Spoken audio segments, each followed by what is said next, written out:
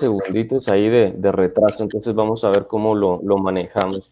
Ya estamos en vivo, entonces vamos a esperar a que se conecten algunas personas para empezar con la charla.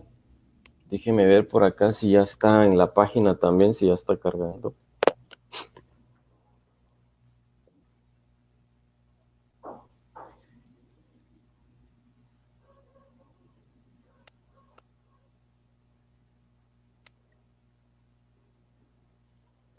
Bueno, doctor, muy buenas noches.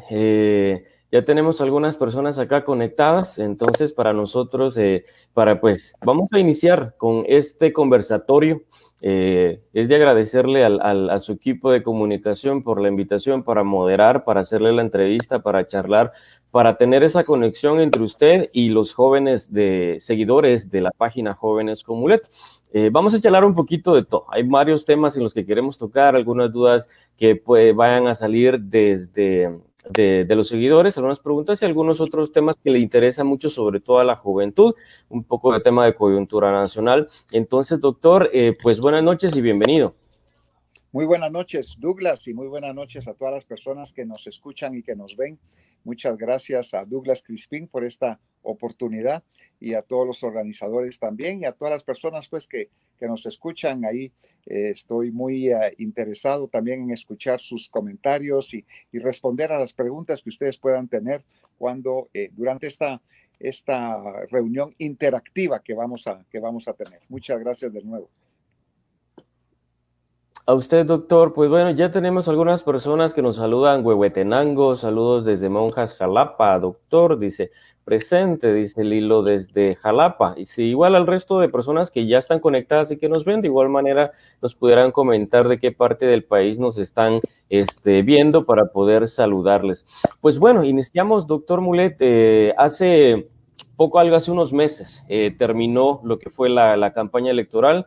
Usted fue una de las personas que quedó en los primeros lugares de aceptación del país a nivel nacional y pues muchas personas aún lo siguen. El cariño que se generó, esa conexión que usted tiene con los guatemaltecos es bastante grande y lo vemos en los comentarios, lo vemos en las páginas, lo vemos en mucha gente que desea hablar con usted, comunicarse, pero a veces no existe ese medio para poder llegar al personaje, al líder, al político. Simplemente se ha manejado que aparecen tal vez cada 4 años, cada cierto tiempo, pero no hay alguna plataforma para llegar.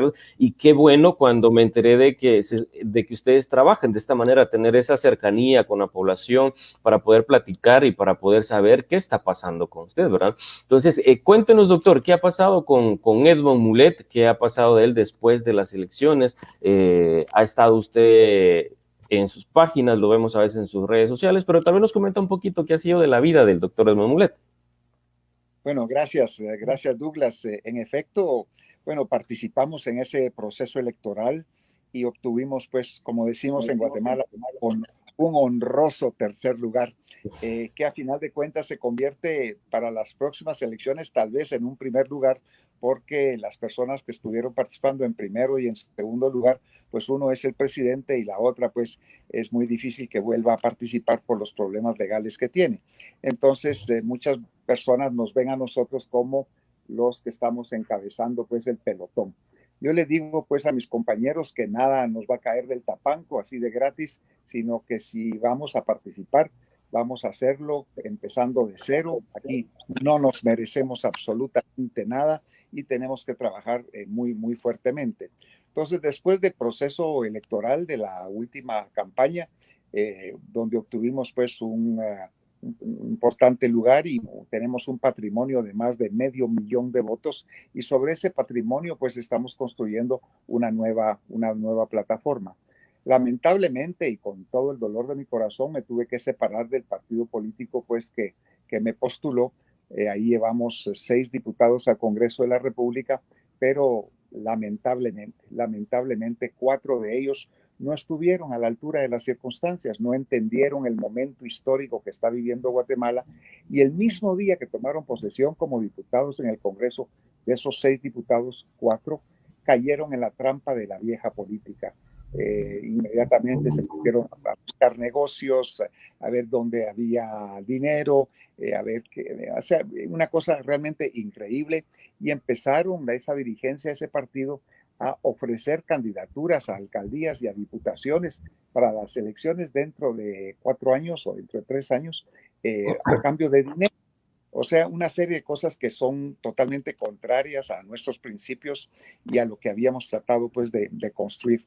Se los advertí, se los dije, pero como a mí nadie me hace caso, Douglas, entonces estas personas pues no me hicieron caso, siguieron en ese camino de corrupción y entonces yo me separé de ese partido. 2 de los 6 diputados, el diputado Estuardo Rodríguez Aspuru y Aníbal Samayoa, pues están conmigo, están trabajando ahí conmigo y se separaron pues de ese otro grupo y ahora estamos trabajando en la constitución de una nueva plataforma. Hay que recordar que las elecciones para el próximo proceso electoral son dentro de 30 meses. No estamos hablando de años, sino que de meses. Entonces tenemos que estar realmente preparados para participar en el proceso electoral.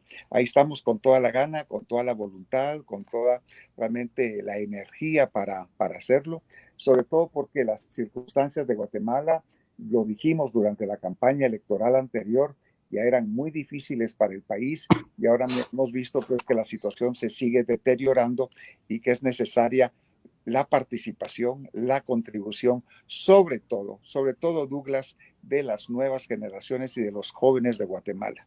Es importante que los jóvenes se involucren, que se preocupen por el país, que participen, porque al final de cuentas Guatemala es el país de ustedes, pues de los jóvenes. Entonces, que ese involucramiento y esa participación para cambiarle el rumbo a Guatemala, cambiarle el rumbo al país para que no nos convirtamos en un estado fallido. Entonces, respondiendo pues a su pregunta ya más concretamente, desde la última elección, pues he seguido en el tema de concientizar a los guatemaltecos, de sacudir la conciencia de los guatemaltecos, sobre todo los jóvenes, de que no podemos seguir así y que tenemos que reconocer que vamos por un rumbo equivocado y que es necesario cambiar de camino, cambiar de dirección, cambiar de rumbo para sacar adelante a Guatemala. Y preparándonos pues dentro de ese marco constitucional y legal, preparándonos para las próximas elecciones para presentar una plataforma de relevo, de cambio, de transformación que responda realmente a las necesidades, a las aspiraciones, a los ideales de los jóvenes guatemaltecos. En eso pues nos hemos estado concentrando. Es algo, ya que usted lo tocó, doctor, creo que es importante porque casualmente lo veíamos en unos comentarios acá. Y pues que antes de continuar queremos saludar a todas las personas que están conectadas porque vemos personas de Petengo hasta Toya, Minsko, Ciudad Capital, Quiché, San Marcos, es decir, de todo el país. Y pues qué alegre ver que, doctor Mulet, que usted tiene una gran simpatía con ellos, que lo apoyan, que lo siguen.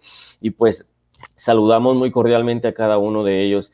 Lo que mencionaba sobre el partido, porque creo que es muy importante que la población sepa, sus seguidores sobre todo, el hecho de que usted se separa de este movimiento del cual usted fue impulsado a presidente. Usted ya no pertenece al Partido Humanista, por lo que mencionaba, de que pues hubieron algunos diputados que al parecer buscaron el camino de lo tradicional, de apoyo en este amaneo que se hace con bancadas en algunos gobiernos. Entonces, desde que pues inicia este mandato, vimos que usted rompió la relación con este partido, con el Partido Humanista, ¿es correcto? Así es, realmente hice una declaración pública, no solamente el tema de los diputados, sino la supuesta dirigencia nacional del partido, el secretario general, el secretario de organización, muy mañosos, representantes de la vieja política, y no estuvieron a la altura de las circunstancias, no entendieron el momento que estamos viviendo, que los guatemaltecos y las guatemaltecas esperan una actitud distinta, diferente de sus dirigentes políticos. Y ellos pues cayeron en la trampa ahí, puros sapos ahí, chiploc, cayeron en esa situación. Entonces yo no estoy ahí tampoco participando en política para ser parte de lo mismo, representar lo mismo, sino que queremos ser un elemento de cambio, un elemento diferenciador en la vida nacional. Entonces, como dije anteriormente, se los dije, se los advertí, pero se vendieron por un plato de lentejas y ahí sí que perdieron, pues yo creo, toda posibilidad de representar el, a los guatemaltecos y sobre todo a los jóvenes guatemaltecos que aspiran a algo realmente nuevo y diferente y que no esté vinculado a todos esos actos de corrupción. Esos actos de corrupción, Douglas, que tanto daño le han hecho a Guatemala. La corrupción nos ha destruido y nos ha corroído y tenemos que romper con ese círculo vicioso que nos está destruyendo como nación, como Estado, como sociedad, que está destruyendo el futuro también de Guatemala. Y para mí esa lucha contra la corrupción es muy importante. Hemos visto, lamentablemente, durante estos últimos meses, sobre todo con la incidencia pues, de la pandemia y de estas leyes de emergencia nacional y la ley del estado pues, de calamidad que se estableció, que cosas que no tienen absolutamente nada que ver con el combate con el coronavirus, entidades descentralizadas, centralizadas, ministerios, secretarías, entidades del Estado y el gobierno, utilizando ese estado de calamidad, eh, involucrados en actos de corrupción increíbles, con el asadón en la mano, llevando solamente pues, intereses puramente personales. O sea, la corrupción realmente, si creíamos que en los últimos gobiernos la corrupción había sido realmente muy mala y terrible, ahora estamos llegando a unos niveles realmente superlativos y eso es realmente muy triste y como que no hemos aprendido pues la lección. Y entonces el problema, Douglas, en eso es que hemos llegado a un nivel de falta de confianza en nosotros mismos, como sociedad, como Estado. Ya no creemos en nuestras instituciones, en nuestros líderes políticos, en nuestros partidos políticos, y con mucha razón, porque miren en lo que ha convertido a Guatemala. Y había algún tipo de esperanza pues con el nuevo gobierno y se ha comprobado de nuevo que es exactamente la misma situación que antes, la misma flor pintada que habían, la misma cosa que teníamos antes.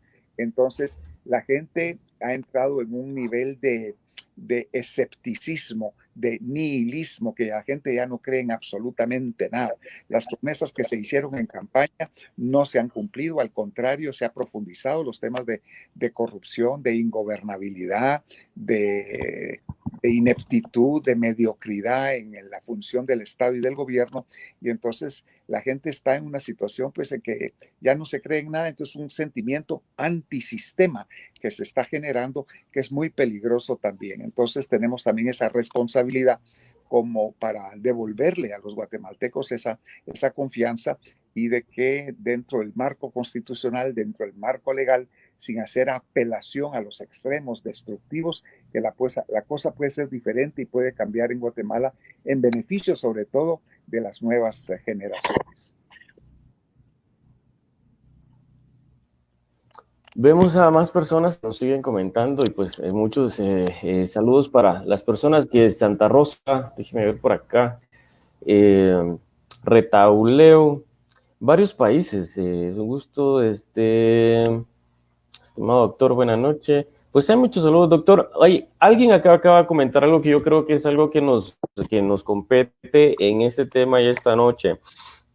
¿Cómo hacen los jóvenes para involucrarse en movimientos, en política? Porque muchas veces la política en Guatemala y en muchos países de Latinoamérica está vista como algo malo, como algo dedicado simplemente a la corrupción, que la política se ve muy mal a los políticos, pero yo creo que realmente todos debemos involucrarnos porque al final los resultados de un mal gobierno nos van a afectar a todos. Entonces, es importante que los guatemaltecos nos involucremos. A veces lo vemos de una mal manera y decimos, es que yo no quiero saber absolutamente nada.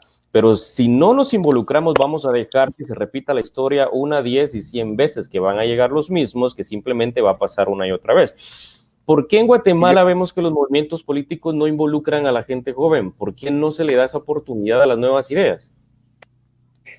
Mire, la verdad, Douglas, es que si yo fuera un joven de su edad, yo también sería muy escéptico.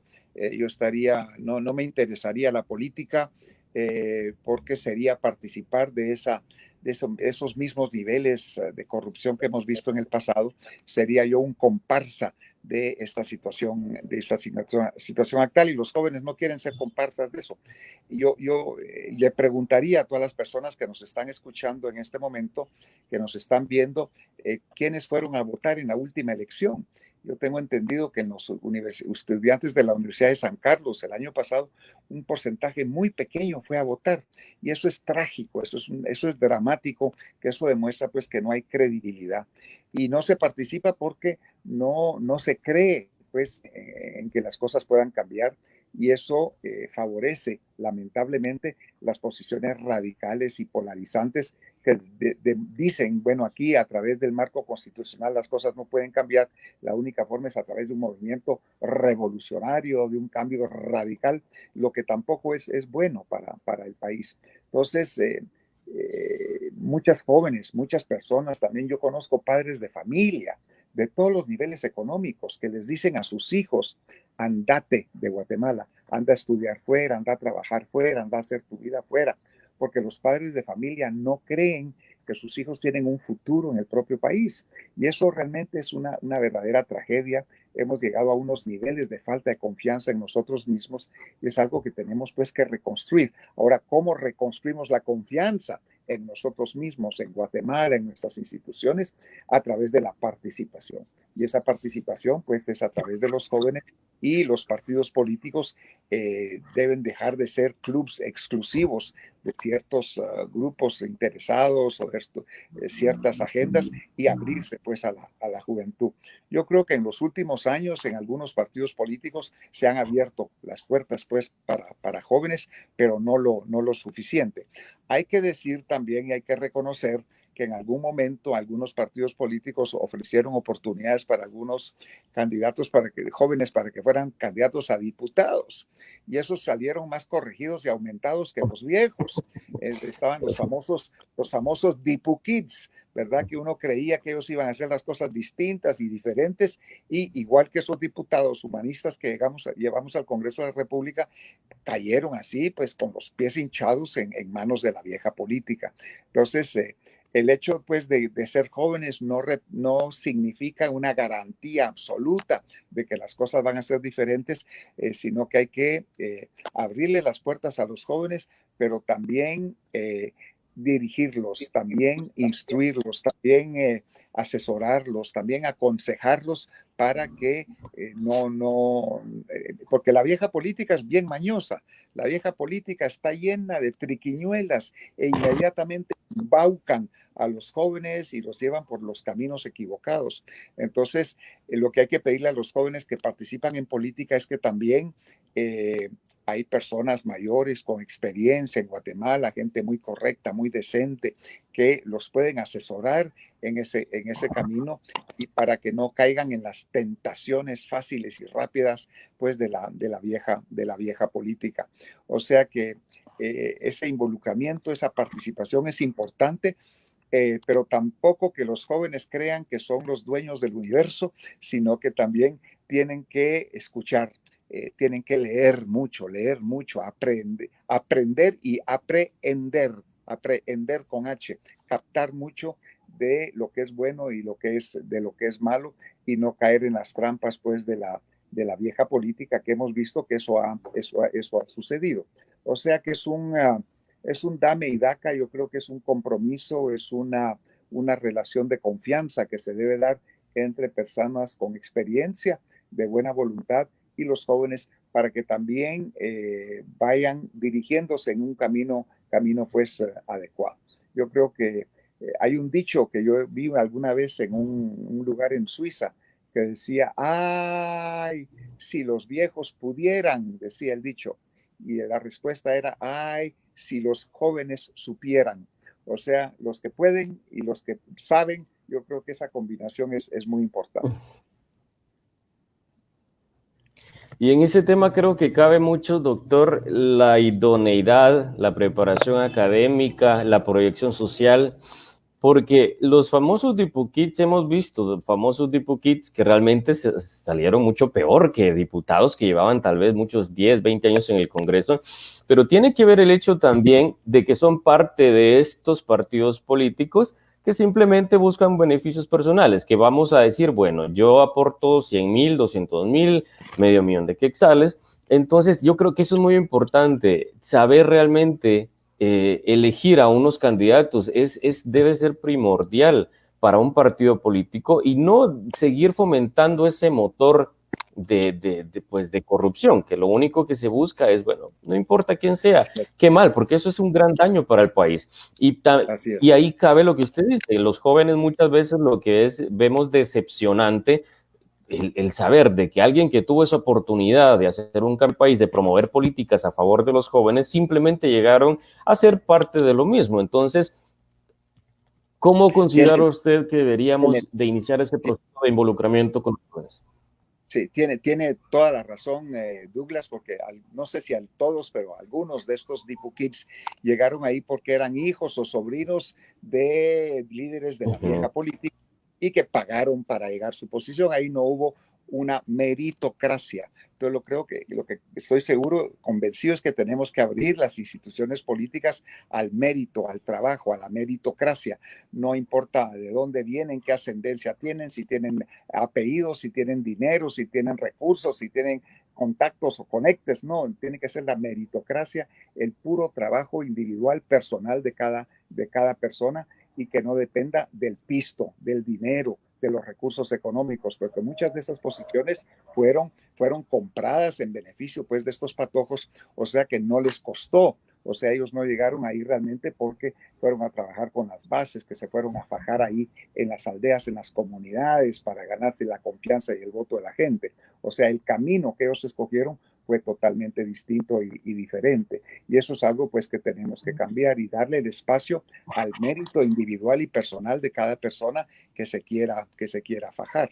En este momento que estamos preparando la plataforma para la próxima campaña electoral, hay muchas personas que se acercan conmigo y me dicen, mire, yo quiero ser candidato a diputado, ¿dónde me va a colocar? ¿Verdad? Yo puedo contribuir, yo puedo hacer. Bueno, les digo yo, ahí están las puertas abiertas, demuestre su liderazgo, no es cuestión pues de que por amistad o por preferencia o por cualquier otra circunstancia, nepotismo mucho menos, que van a tener espacio, sino que tiene que ser por ese trabajo, ese mérito que vayan obteniendo. Entonces yo creo que tenemos que cambiar esas normas y esa tradición para abrir las puertas. Hemos visto partidos políticos donde la dirigencia política se hereda. Aquí tenemos ya varios diputados o incluso posibles candidatos presidenciales que se creen, ¿verdad?, los herederos de familias o de apellidos o de generaciones o de esto. Ya con eso ya es suficiente, cuando su vida personal, su desempeño personal ha sido peor que mediocre. Pues hay gente ahí que han sido drogadictos, borrachos, irresponsables, no han hecho absolutamente nada en su vida, pero tienen un apellido que representa no sé quién, o que tienen el de a no sé cuánto. Eso yo creo que el público también tiene que ir haciendo, los ciudadanos, los electores, una diferencia entre realmente los que tienen el mérito propio y aquellos que se quieren construir una propia plataforma con el mérito de otros, de ancestros, que por supuesto ya están muertos y que yo creo que se volverían a morir si vieran que sus descendientes los están utilizando a ellos para ese tipo pues de campañas o de promoción personal. Doctor, veamos dentro de su enorme, estábamos viendo acá su hoja de vida, y eso es algo que impactó mucho, recuerdo yo en la campaña pasada, porque la hoja de vida que usted mantiene, usted inicia su vida laboral y política de muy joven, dentro de todo lo que aparece, pues embajador de Guatemala ante la Unión Europea, estamos viendo jefe de misiones de paz, 138,000 cascos azules estuvieron a su cargo, manejo de transparencia de más 8,000 millones de dólares. Cuando usted fue diputado, se aprobó el bono 14, se aprobó el Código Procesal Penal. ¿Por qué tocamos ese tema? Porque considero que se necesita realmente experiencia, se necesita capacidad, se necesita conocimiento en la administración pública y todo eso me imagino que es algo de lo que las personas todavía aún recuerdan y por eso es ese apoyo que continúa y que se ve todavía en las redes sociales de usted. O sea, el camino que usted ha recorrido, no solo en Guatemala, fuera de Guatemala, estando en la ONU, es... Muchos comentan que es un estadista, el doctor Mulet. Entonces, la importancia de la preparación es algo que se debe tener. Entonces, hablando de este tema, ya que vemos su recorrido, la importancia de, porque había usted dentro de su campaña, si no mal recuerdo, creo que vi unas entrevistas en la televisión donde se hablaba de la falta de acceso a la tecnología. Hoy en la pandemia, muchos niños se quedaron sin clases y no por simple hecho de no ir a los salones de clases, sino porque no tienen computadora, no tienen internet.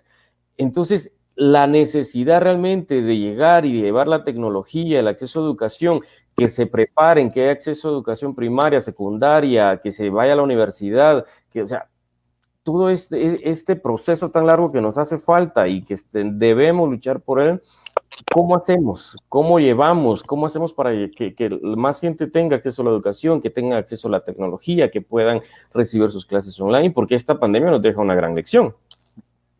Ahora, voy a responder a esa segunda parte de su intervención también, pero antes a la primera.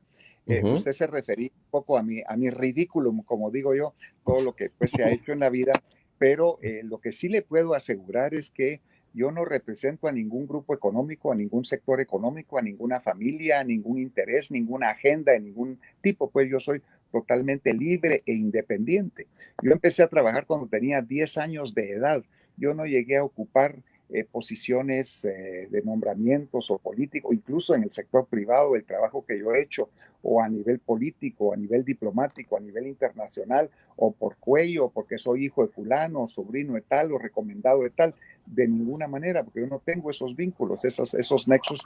Entonces, por eso yo insisto mucho en la meritocracia. Yo empecé a trabajar cuando tenía 10 años de edad y desde entonces no he dejado de trabajar. Yo empecé a trabajar en los talleres del diario Centroamérica, en el diario oficial, y ahí me inicié pues en los puros talleres con la tinta, en el plomo, y después ahí fui ayudante corrector de pruebas, después fui corrector de pruebas, después fui redactor, después fui reportero, después fui jefe de redacción, después fui columnista en muchos medios de comunicación. O sea que no es... yo no pertenezco pues a familias rancias y tradicionales o con influencias o con recursos o de ninguna manera. O sea que yo no represento pues a ningún sector de esa naturaleza, sino que yo trato de ser lo que soy y representar a todos los guatemaltecos pues por igual y en base a esa meritocracia. Yo perdí a mi madre cuando yo tenía 17 años de edad y a mi padre cuando yo tenía 24 años de edad. Y éramos 3 hermanos, yo soy el mayor y no me quedé a cargo de mis hermanos. Yo me hice una promesa que yo no me iba a casar hasta que no viera a mis hermanos salir de graduados de la universidad. Y entonces, aunque estuve tentado a casarme, no lo hice hasta que sacara a mis hermanos, pues, ya como universitarios, porque era algo que mi padre que había llegado solamente hasta segundo año de primaria, y él lo que ansiaba era que sus hijos fueran universitarios. Entonces nosotros hicimos una promesa con mis hermanos que al morir mi madre y mi padre, que nosotros íbamos a hacer lo necesario para salir pues como profesionales universitarios y yo no iba a hacer una vida privada mía hasta sacar adelante a mis hermanos.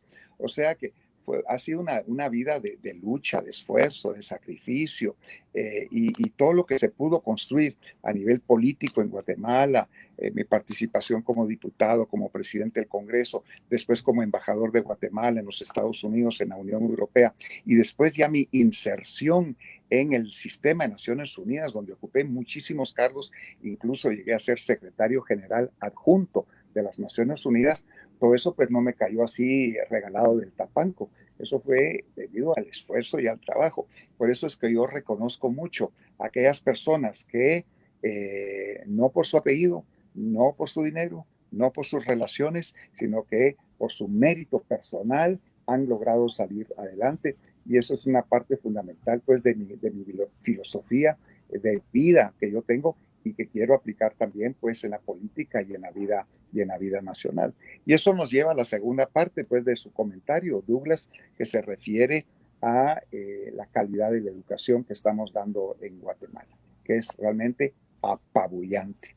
Hay que reconocer que Guatemala es el único país del mundo que ha retrocedido en todos los índices de desarrollo humano en los últimos 20 años.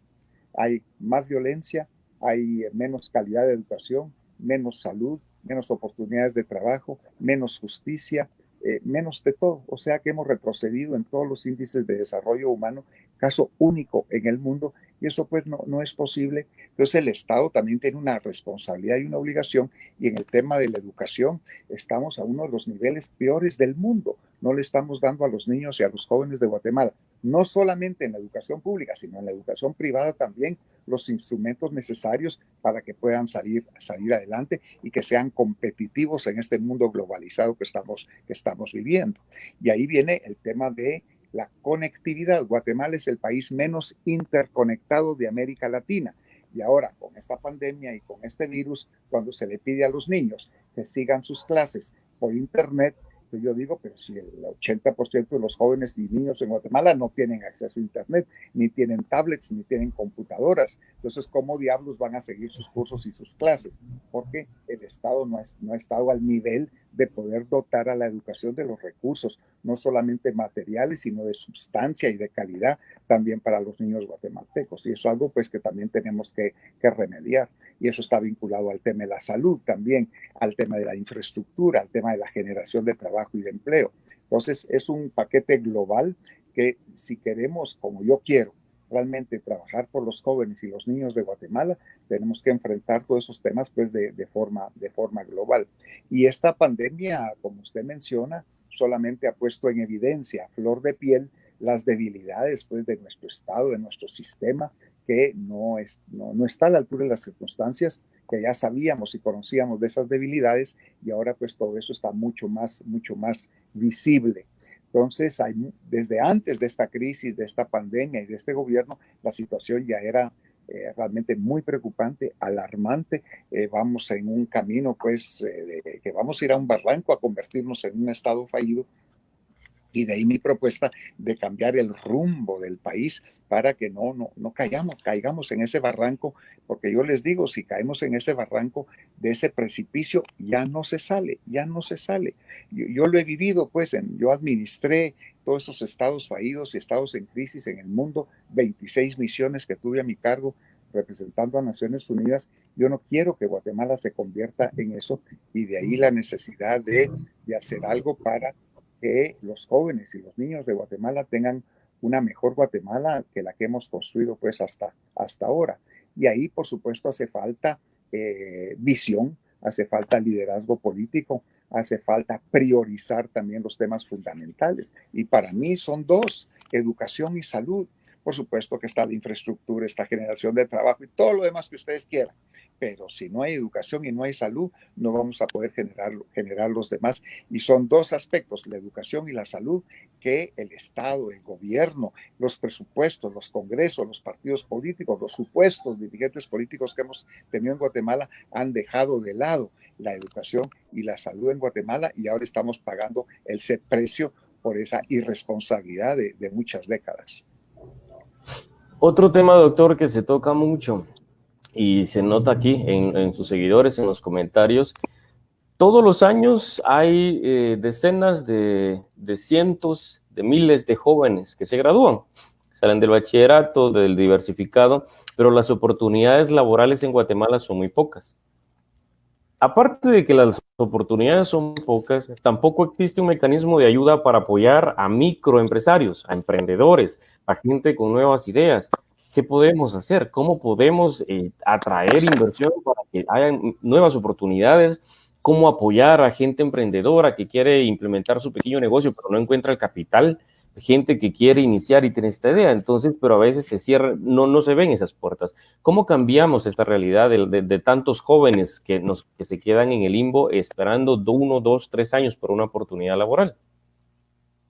En Guatemala, cada año se gradúan de educación media, bachillerato, maestros, peritos contadores de educación media, se gradúan más o menos 250,000 jóvenes. Y de esos 250,000 jóvenes, escasamente 20,000 consiguen un trabajo y un empleo. O sea que cada año estamos acumulándose. En un año ya tuvimos 250,000, en el segundo año 200, en 4 años tenemos más de 1 millón de guatemaltecos jóvenes que no tienen trabajo y no tienen empleo. Entonces, ¿qué opciones tienen?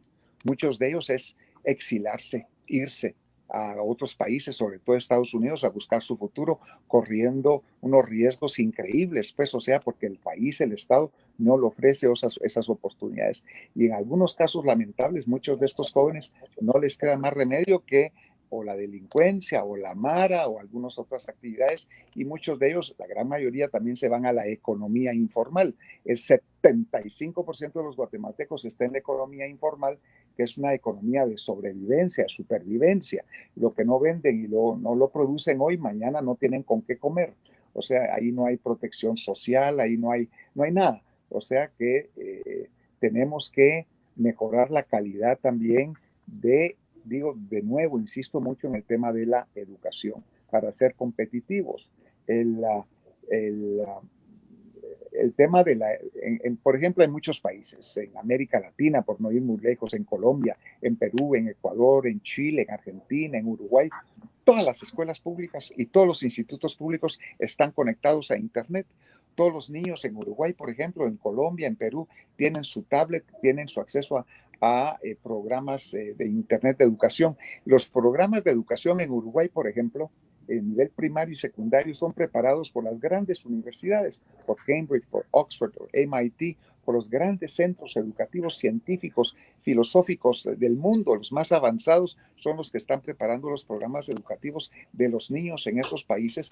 Y mientras el mundo va avanzando a años luz, a una velocidad increíble, nosotros retrocediendo, todavía estamos en la era de las cavernas, pues. Entonces, los jóvenes en Guatemala no van a ser competitivos.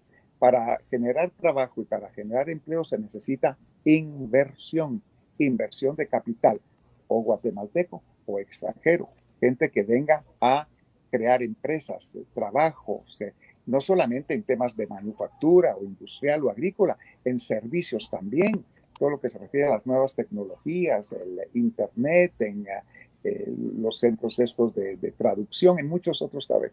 Pero en Guatemala tampoco estamos enseñando idiomas, tenemos que enseñar idiomas, sobre todo el idioma inglés, y ahora dentro de poco también vamos a tener que enseñar chino, porque para allá vamos, pues, o sea, pero no le estamos dando a los jóvenes esos utensilios. Entonces yo veo con mucha tristeza que muchas de estas empresas, corporaciones internacionales que se quieren beneficiar del mercado común centroamericano, van a República Dominicana, van a Costa Rica, van a Panamá, a El Salvador, a Honduras, a Guatemala, no vienen. De todas maneras se van a beneficiar del mercado de los consumidores guatemaltecos, porque el mercado común centroamericano es libre y lo que produzcan en Panamá viene para acá. Pero la fábrica, la empresa, los empleos, los trabajos no lo están generando acá, no están pagando impuestos acá, sino que se van a otras partes porque aquí las condiciones no están dadas. Y ayer estaba viendo yo un cuadro de la inversión privada internacional directa en Guatemala, y en los últimos 15 años ha ido en curva descendente, descendente, descendente. Cada vez hay menos inversión internacional, menos generación de trabajo. ¿Y por qué? Porque ¿quién va a venir a un país donde impera la corrupción? ¿Quién va a venir a un país donde cada trámite administrativo está dominado por la burocracia? En cada trámite es mordida, si no la cosa no avanza. O sea, las reglas cambian las reglas cambian todo el tiempo, no hay Estado de Derecho, no hay certeza jurídica, entonces los riesgos son demasiado grandes, entonces mejor se van a otros países. Entonces tenemos también que enfrentar esas situaciones para crear las condiciones para que haya inversión nacional e internacional. Inversionistas, capital guatemalteco, no están invirtiendo en el país, se están yendo a invertir a otros países. Y eso es trágico, pues, para Guatemala. Entonces, volviendo de nuevo a uno de mis comentarios anteriores, tenemos que generar la confianza en nosotros mismos. Y eso pasa lo vuelvo a reiterar y lo vuelvo a decir y vuelvo a insistir en eso, en el tema del combate a la corrupción. Si no enfrentamos la corrupción, vamos a seguir en este proceso, una espiral de autodestrucción de la cual no vamos a salir. Y usted toca un tema muy importante, doctor Mulet, cuando hablamos de certeza jurídica. En el país estamos atravesando graves problemas y yo creo que eso es algo que los jóvenes y sobre todo cualquier población, toda la población debe realmente tener el ojo bien puesto. Cuando vemos un Congreso que no acata una resolución de una corte, o sea, cuando vemos que hay otra corte Suprema de Justicia, ese estira y jale entre la Corte Suprema de Justicia Corte de Constitucionalidad, un Congreso de la República que sigue sin elegir a esos magistrados y que no obedece una resolución de la Corte de Constitucionalidad. Cuando no tenemos certeza jurídica, o sea, tanto en apenas 7 meses, yo, a mi parecer, como ciudadano guatemalteco, considero que estamos teniendo las mismas prácticas que tuvimos en el gobierno anterior, donde yo considero, bueno, simplemente no se obedece una resolución. Entonces, esa proyección que estamos dando el país realmente es muy mala. Y eso también viene a afectar la inversión extranjera. Inversionistas que ven que en Guatemala hay una piñata de problemas, una piñata de que no hay una certeza jurídica, donde no se respetan las leyes, donde no se respeta una corte. Entonces, ¿cómo hacer como gobierno? ¿Cómo hacer como si en algún caso, suponiendo que usted hubiera sido presidente, para mantener el Estado de Derecho, la certeza jurídica, para mantener esa tranquilidad y traer inversión extranjera y para que también los propios guatemaltecos queramos invertir en el país? Eso tiene también tiene que ver con la gobernabilidad del país. Vemos cómo el presidente Jimmy Morales en el periodo anterior y el presidente Alejandro Yamatei en este periodo llegaron con muy pocos diputados de su propio partido al Congreso de la República. Entonces tienen la mayor parte del Congreso en su contra. Y eso es muy problemático porque muchos de estos malandrines, de estos partidos políticos, de políticos tradicionales, dicen pues con mucho gusto, el presidente quiere pasar esta ley, quiere pasar esta legislación, con mucho gusto lo apoyamos, pero ¿a cambio de qué? Entonces llegamos al tema de los negocios, otra vez, del comercio, que es algo realmente terrible. Entonces es importante que pensemos en el próximo proceso electoral, en sea quien sea el presidente, darle si no la mayoría, por lo menos un buen grupo de diputados en el Congreso de la República y un buen número de alcaldes para garantizar la gobernabilidad del país. Si no, van a ser los presidentes objeto de chantaje y de corrupción, como lo ha sido pues todos estos años. Entonces es algo pues que tenemos que cambiar y eso solo se logra con la participación sobre los jóvenes en los procesos políticos. O sea que no son problemas sencillos de resolver o que son un solo problema se va a resolver por sí mismo, sino que forman parte pues de un paquete general grande que, como digo, pasa por el tema de la gobernabilidad, la creación de condiciones para apoyar a los emprendedores en el país. Hay mucho joven en Guatemala con muchas ideas, con muchas iniciativas, pero no hay apoyos financieros. Para ir a un banco, a una institución financiera, bueno, usted quiere un préstamo de 100,000 quetzales para su negocio, con mucho gusto, aquí se lo damos, pero nos tiene que dar 200,000 quetzales de garantía, pues el doble de lo que el dinero que está pidiendo. Entonces, eso en ninguna parte del mundo, pues en algunos, en Europa, en Estados Unidos, en Canadá, en todas partes del mundo, que se quiere apoyar a los emprendedores, pues ahí hay niveles se hacen los estudios correspondientes y ahí están los niveles de confianza para que apoyar a la gente que quiere salir adelante, que quiere trabajar, que quiere producir, que quiere generar trabajo y todo. Y Guatemala tiene un potencial increíble, increíble para salir adelante, pero si no rompemos esos moldes tradicionales en Guatemala del control de la economía por unos cuantos, por unos pocos, por los mismos de siempre, el sistema bancario tremendo. Guatemala es el país del mundo, Douglas, que tiene las tasas de interés más caras sobre los saldos de las tarjetas de crédito, porque es un gran negocio. Yo tengo un amigo, si tienen un minuto, un amigo empresario mediano de una pequeña fábrica, y él siempre trabajó con un banco determinado durante los últimos 20 años. ahí le dieron préstamos y créditos, siempre los pagó, fue muy puntual, muy responsable.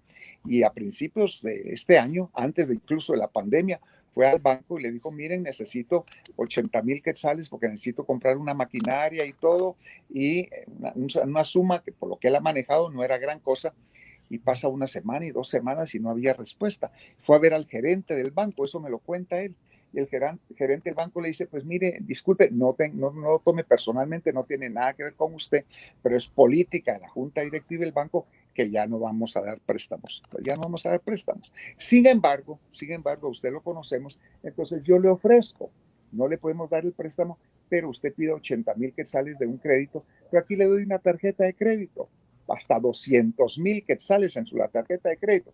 Pero por supuesto, los niveles, las tasas de interés en la tasa de la tarjeta de crédito son muchísimo más altas que en el préstamo. O sea que los bancos están privilegiando las tarjetas de crédito que los préstamos a la gente honrada, trabajadora, para generar trabajo. Entonces, muchos de esos aspectos también tenemos que romper esos esquemas tradicionales. Y hay que decirlo con toda honestidad, hay grupos acá que están con el asadón en la mano, solamente viendo cómo se sirven en una actitud de sálvese quien pueda, cuando no están pensando en el país, en el desarrollo, en promover actividades económicas o apoyar a las personas que pueden generar más trabajo, pero son gentes que tienen una mentalidad cerrada, porque esos grupos económicos grandes del país serían los más beneficiados si hubiera más actividad económica y más desarrollo y más emprendimiento y más consumidores y todo, pero muchos de ellos realmente no ven más allá que el derecho inmediato de su nariz, y son cosas que también hay que ir enfrentando.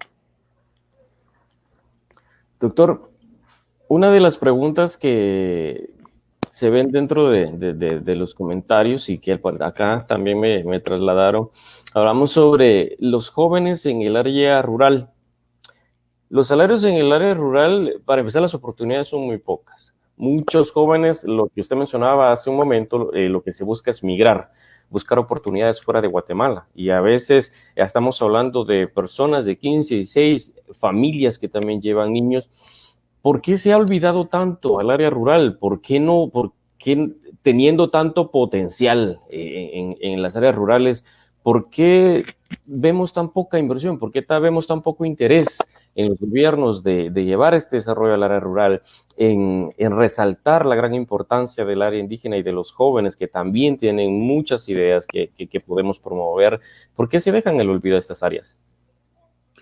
Porque tal vez porque ahí no hay negocios, ahí no hay comisiones, ahí no hay mordidas, o sea, no hay una motivación para muchos de estos supuestos líderes políticos.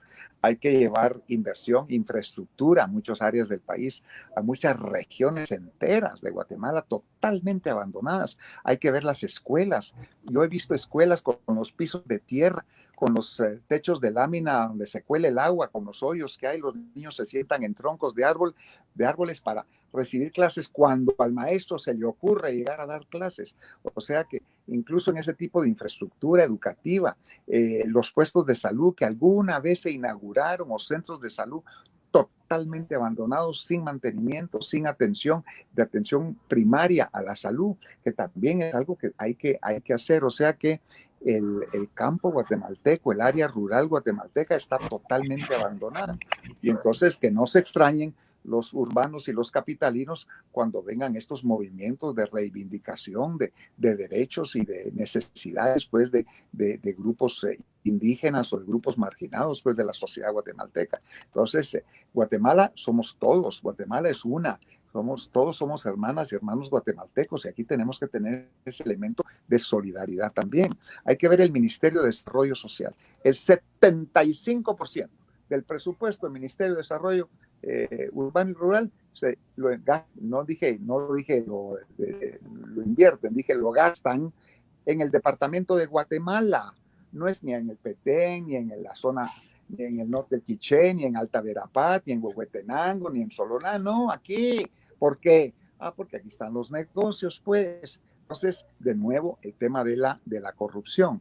Entonces, si no enfatizamos el tema de Guatemala como un país integral, una sola nación, un solo Estado, la integralidad, la cohesión del país, no vamos a salir adelante, y eso representa, por supuesto, invertir ahí donde hace falta. Eso por un lado.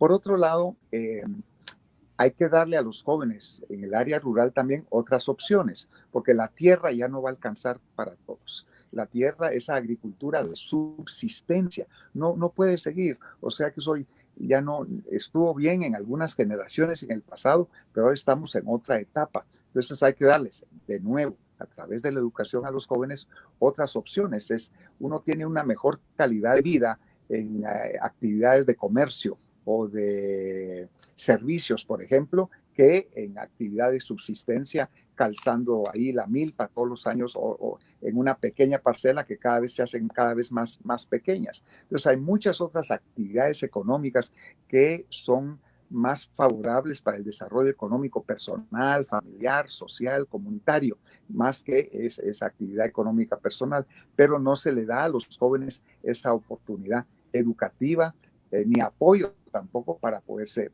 desarrollar en temas de comercio, por ejemplo, o de pequeñas industrias, pymes o MIPYMES. En esta crisis, por ejemplo, el gobierno actual creó una línea de crédito, el crédito hipotecario nacional para pequeñas y medianas empresas, pero hay que reunir aquella cantidad de requisitos y de cosas que realmente la gente no está yendo. Y también hay que decirlo con toda franqueza, la corrupción. Yo tengo amigos que han llegado al crédito hipotecario nacional, para decirlo con pelos y señales, a pedir algún tipo de crédito y les digo, claro que sí, con mucho gusto, pero ¿y cuánto me dan? O sea, es algo realmente increíble. Pues. La comisión, entonces, la comisión y la corrupción. Entonces, hay muchas otras actividades, pues, desarrollar el agro. Guatemala es un país eminentemente agrícola. No se han desarrollado programas de riego en Guatemala desde los años 60, 70. Fueron los últimos programas de riego en Guatemala, de inversión del Estado. Hay muchas áreas del país que ya están los proyectos, está todo listo para generar esos trabajos de riego, de diques, de riego artificial, de canales, etcétera, que beneficiarían, duplicarían, triplicarían la actividad agrícola comercial en muchas regiones del país y que tampoco se ha invertido ahí.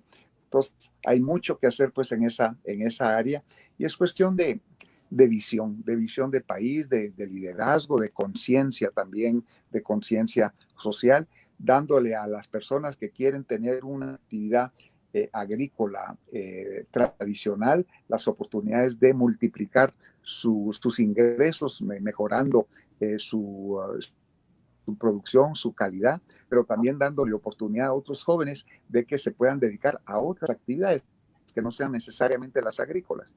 Y eso pasa por algo muy importante, Douglas, que hemos abandonado y que forma parte de ese elemento que nos acerca a convertirnos en un estado fallido, es la falta de respeto al medio ambiente en Guatemala.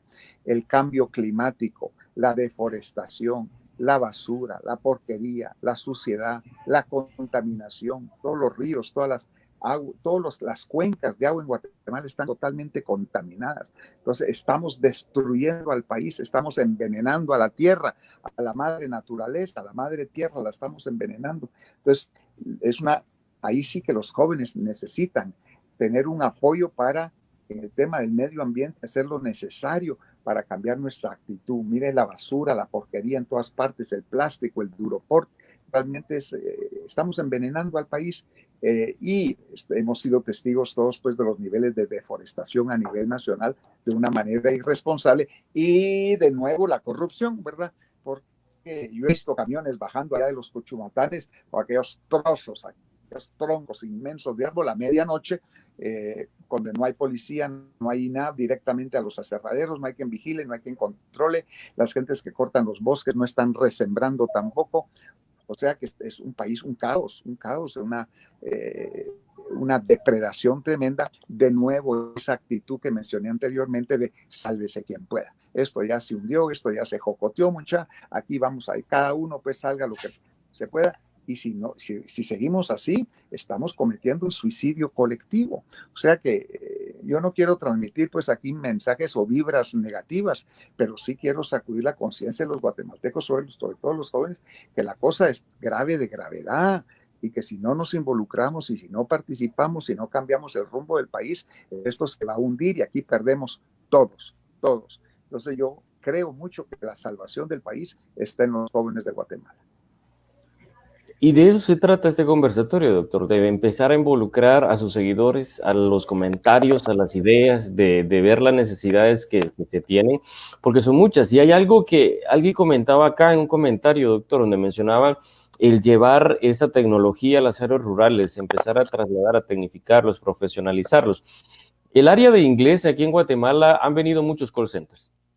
El preparar a una persona que sea bilingüe son grandes oportunidades porque si el ciudadano tiene 18 años o 50 años o 60 años, igual todos son bienvenidos. Y es una oportunidad laboral muy grande. Entonces, por qué no incentivar? ¿Por qué no promover? ¿Por qué no iniciar esas carreras o esos lugares tecnológicos del país para llevar la educación bilingüe al país, para que los jóvenes puedan acceder a cursos de inglés y luego los trasladamos a los call centers?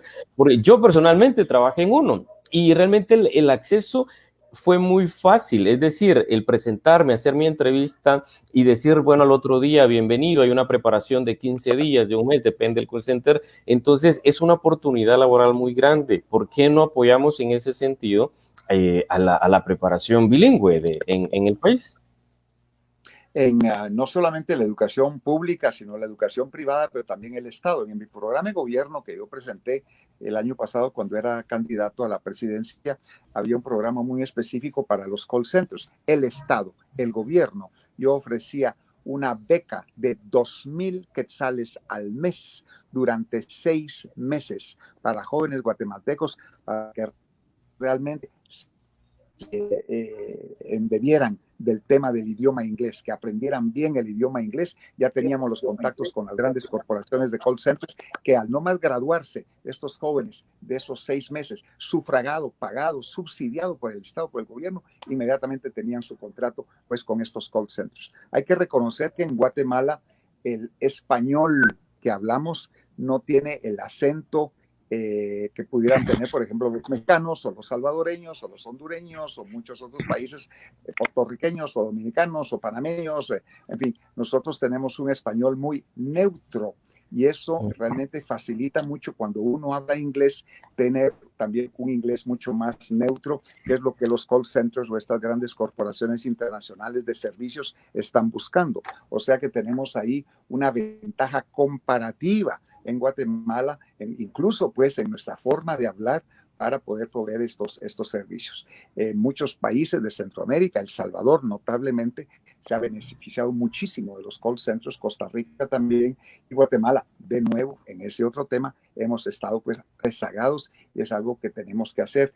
Y es una responsabilidad del gobierno también el de impulsar eso. Yo tenía ese programa específico de a quien quisiera, un joven que quisiera, de 2,000 quetzales al mes, subsidiado, pagado por el Estado, cursos intensivos de inglés para que ya pudiera estar al nivel necesario para poder trabajar en uno de estos call centers que pagan sueldos muy interesantes, pues. O sea que es una forma, pues, de ir saliendo adelante, como dije anteriormente, no solamente vinculado a actividades tradicionales en el campo, agrícolas o comerciales, sino ya nuevas tecnologías de servicios en este mundo globalizado pues que estamos viviendo.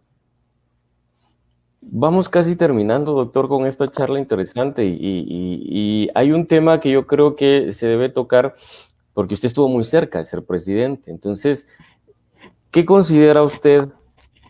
¿Qué cosas se deben de mejorar o qué cosas usted considera que se pudieron hacer si usted fuese presidente en esta pandemia? Durante los 7 meses, pues hemos visto algunas desavenencias, muy pocos aciertos, la verdad, del gobierno del presidente actual, del doctor Alejandro Yamatei, pero ¿qué considera usted que se pudo haber hecho mejor? ¿Qué hubiera hecho usted en el sistema de salud? ¿Qué cosas se hicieron mal? ¿Qué cosas usted mejoraría si usted hubiera estado en esta situación?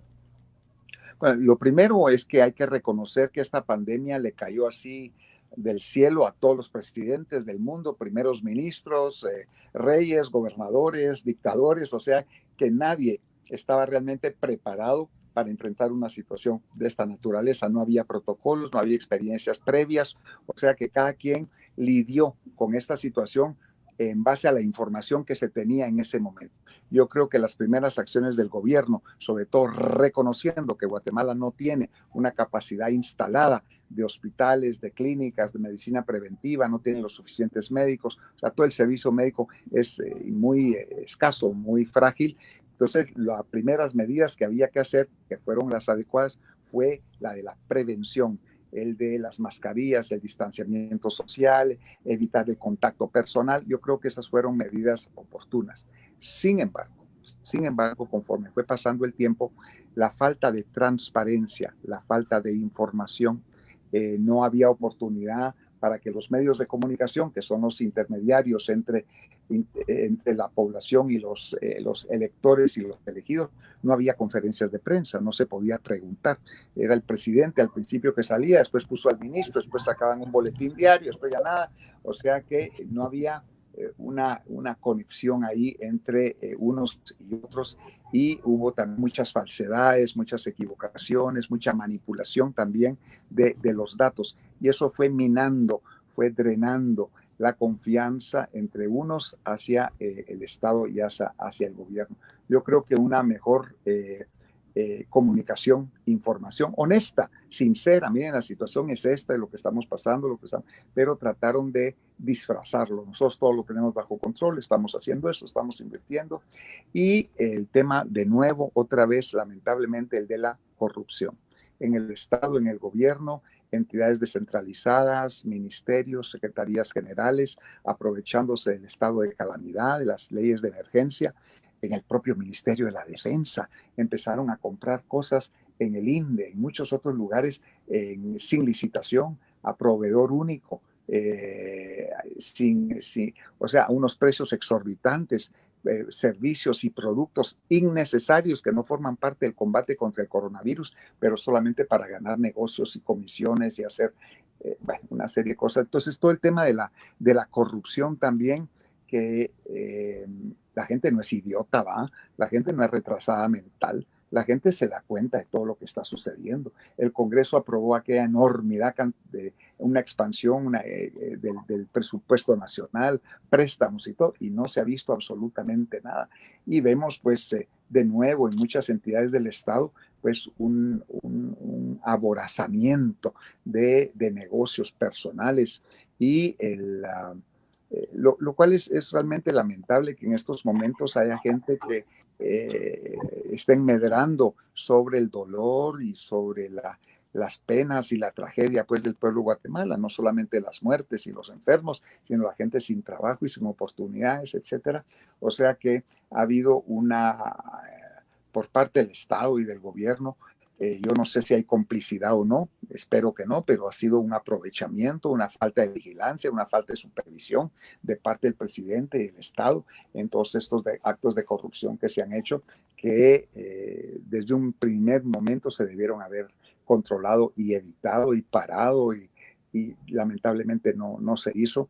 Y eso, por supuesto, ha generado, pues, esos niveles de falta de confianza.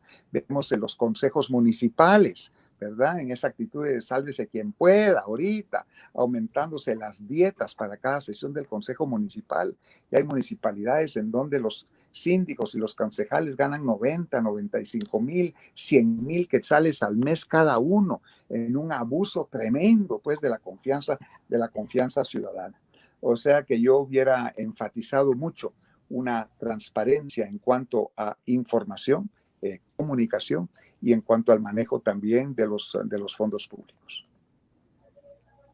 Pues bueno, doctor, hay muchas más preguntas que tocar, el tiempo se nos acaba. Pues solamente agradecerle a todas las personas que nos vieron, que están acá escuchando este conversatorio, personas de todo el país, y pues hay, como les comento, tantas preguntas que yo creo que nos duraríamos varias horas, pero lo importante es que usted, pues, sus seguidores lo puedan ver, mantengan esa comunicación, que sepan que sus preguntas, que sus comentarios son escuchados, y pues que conozcan qué está pasando con la vida del doctor Mulet. Entonces, a todas las personas les agradecemos mucho. Llegamos al final de esta transmisión y pues esperamos que continúen acá con sus opiniones, ¿verdad? Y doctor Mulet, a usted, pues muchas gracias por acompañar. Gracias a usted, Douglas, muchas gracias por todo y también a todos los amigos, sobre todo jóvenes guatemaltecos que nos vieron, que nos escucharon. Un abrazo fraternal y tengan la seguridad de que si nos unimos y trabajamos juntos, vamos a poder cambiar el rumbo del país. Buenas noches a todos y muchas gracias. Buenas noches, hasta pronto.